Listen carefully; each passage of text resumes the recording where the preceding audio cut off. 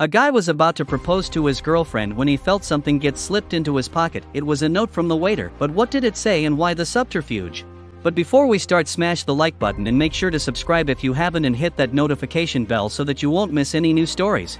Roy was at his peak. The 24-year-old man, who had a lot of love for computers and digital tech, was a software developer who earned a lot of money for his products. He was a pro at what he did, and his job gave him autonomy over how he spent his time. As a result, he was genuinely contented with his lot in life.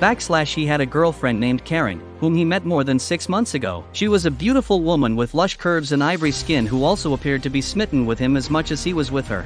Roy cared for himself, his woman, and his parents, who lived together under his roof. His folks liked Karen, and the feeling was mutual. They had such a good relationship that the woman was more than happy to support and lend help whenever Roy was at work.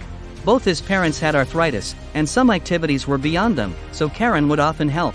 Roy loved that she did that for his parents, and after a while, the smitten man started to consider her as a choice for marriage, and his parents were all for it. "Took you long enough," his mother, Lana, told him when he revealed his desire to marry Karen to her.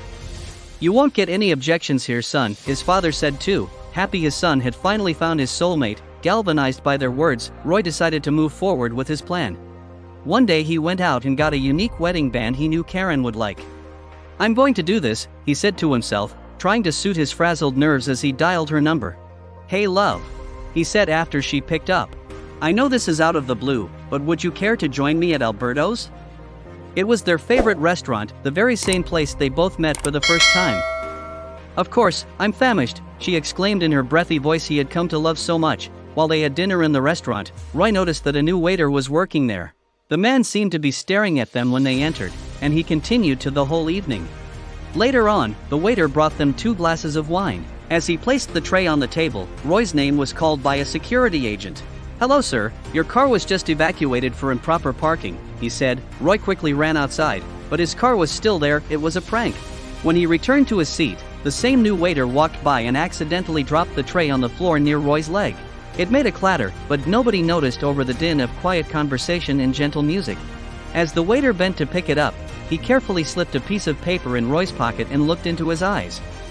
Roy was unsure of what was happening, but he understood that the man was trying to be discreet, so he played along and quietly opened the note under the table. It contained a simple message: "Don't drink the wine. The police are on their way."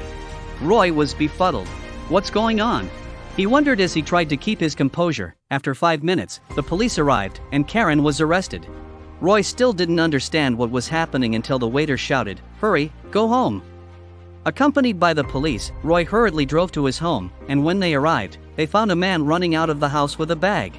It turns out that the guy was Karen's husband. They had been married for 4 years and were engaged in robberies. Roy was happy that his parents had been away at the movies, so they were out of harm's way. He returned to the restaurant later on, where he was able to speak to the waiter who saved him. The man told Roy that he had moved to town from a city 150 miles away and that he had also been a waiter back there. 1 year ago, Karen had swindled a rich man by putting sleeping pills in his wine while her man robbed his house. She got away with it at the time, but fortunately, the waiter recognized her immediately and started thinking of how to help Roy. "I could not let her get away with it again," he said. Roy thanked the man for his kindness and rewarded him with a large sum of money, saying he saved him. Meanwhile, Karen and her husband were taken to court and sentenced to jail time for their deeds. Roy later visited her in jail to tell her about how much she hurt him, but she showed no remorse. Instead, the woman only laughed at him. But Roy did not mind. He knew that she had lost her gamble. "I hope one day you realize what it means to be betrayed by a loved one," he said as he left her laughing manically.